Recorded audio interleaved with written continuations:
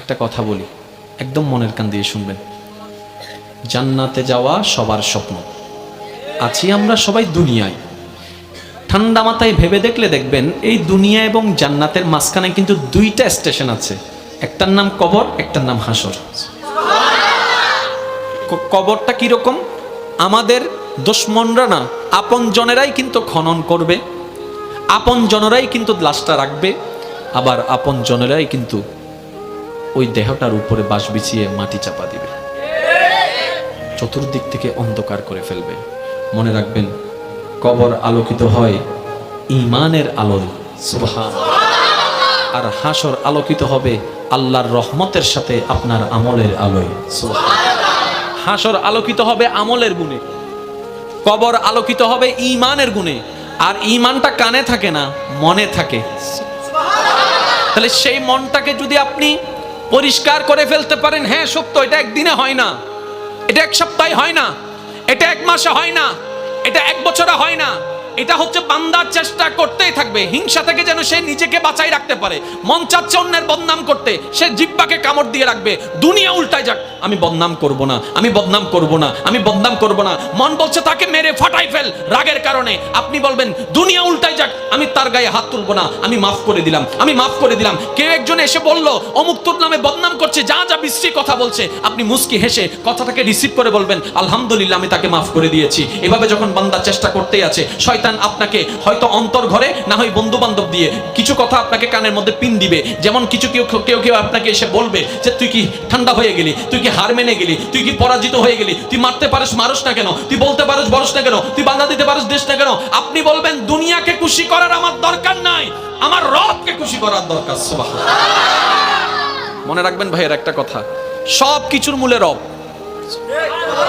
আপনি ডাইনে থাকেন, বামে থাকেন, সামনে থাকেন, পিছনে থাকেন, এভরিথিং, সব কিছুর মূলে গিয়ে রব।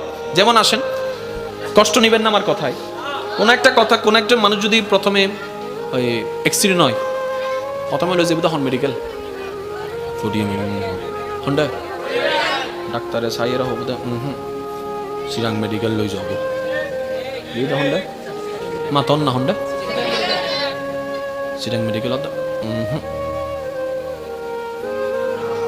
আগা হইতাম ডাহাওলা সাইয়ের হদ্দা তো বেশি রিক্স ফাইতাম জোর হ না ইয়া বারেন না জায়গা সব জান না, বারেন না ইন্ডিয়া হদ্দা ফাইতাম না, লন্ডন যাবে হন্ডা, লন্ডন সিঙ্গাপুর ইতারা হদ্দা মারে মা এই মেশিন আর তো নাই, আমেরিকা যাবে। আমেরিকা যাওয়ার পরে ডাক্তার হদ্দা ইটা হদ্দা আর হনমিকে যাইতো না হইস পডিয়াতুন বুঝতে বুঝতে চলি সিধা হন্ডা আমেরিকা হদ্দা আই আর হন্ডা হইম ইতারা তো সিনিয়র হাসে ফাটাইতে ফাটাইতে আর হাসে ফাটাই হন্ডা ফাটাই আর তুই সিনিয়র মেশিন তান্ডা হনমিককে জোরহনা সিনিয়র মেশিন তার তো হনমিককে। এবার আমেরিকা ডাক্তার হতে আল্লাহ লাগর আল্লাহ লাগর আল্লাহ লাগর আল্লাহ লাগর, শেষ ফল দিয়ে এর কি হস আল্লাহ লাগর আল্লাহ লাগর, আল্লাহরে ডাক আল্লাহরে ডাক আল্লাহরে ডাক ইতা হদ্দে মাইলে ফিরে ইয়ান যদি এন্ডা হতে কি হইতো দে ইয়া শেষ পর্যন্ত হার হাসে নাম বুঝে দে জোর হ না হার হাসে আরো জোরে হার হাসে আল্লাহ হদ্দে এত বাদে না ডাক হদ্দে ঠেকাত করি ইয়াকার নাম ল তো জিয়েন ঠেকাত ফরি লম পরে ইয়ান আল্লাহ পছন্দ না করে।